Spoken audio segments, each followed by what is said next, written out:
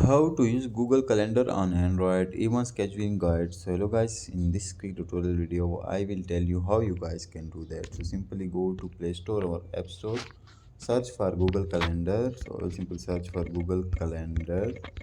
Once we search for Google Calendar, here you guys can see Google Calendar. So if your phone don't have, you guys can install it. Now we will simply click on Google Calendar. So let's click on that. Here we will wait for some seconds. Now here you guys can see that type of interface. So for scheduling events, simply click on plus. Now you guys will see birthday task event. So simply click on event.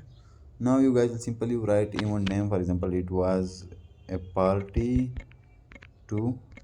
Now here you guys will see all day. Like you guys can see time and other things. So simply turn on that. Now you guys will simply click on SH20 March 26. Here you guys will see different dates. Simply click here. Here the selected date of event.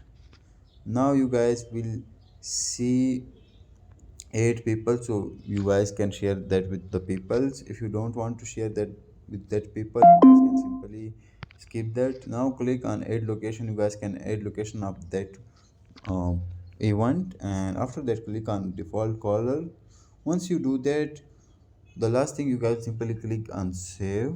Once we click on save, that's it. Now the event was added to Google Calendar, so when it was happening it will remind you. So that's how you guys can do that. Also you guys can share that event link with. For checking event link, you guys simply click on top left corner 3 lines. Here you guys will see day and schedule and other things. So simply click on schedule. Once we click on schedule, here you guys simply go to the date. For example, I have the in March 26. Simply I click here. So let's click on that. Once we click here you guys can see on downside Saturday 28, Sunday 29. Also you guys can see party 2. So simply click here. Once we click here you guys can see invite via link. So simply click on that.